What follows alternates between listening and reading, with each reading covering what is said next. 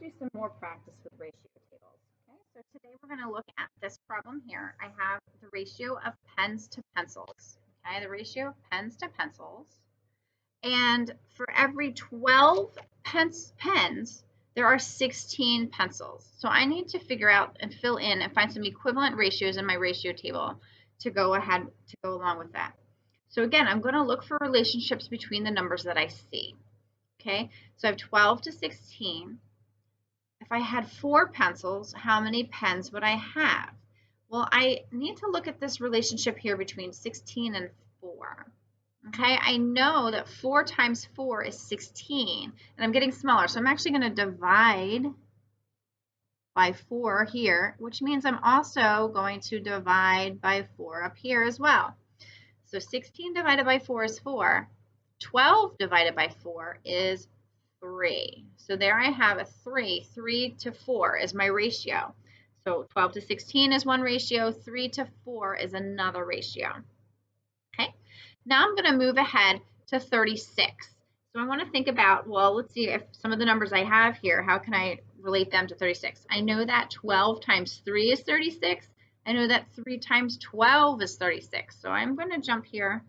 3 times 12 is 36. So that means I'm going to do times 12 with the 4. 4 times 12 is 48. 4 times 12 is 48. All right, so now I have another ratio. 36 to 48 is my other ratio. The last one has 8 pencils to how many pens? Now I could use any one of these numbers to help me with the 8. All right, 8 is related to all of these numbers in one way. 8 is half of 16. I could do 16 divided by 2, and then I could do 12 divided by 2, and that will tell me what number is going here. I know that 4 times 2 is 8, so I could do 3 times 2 to find out what goes here.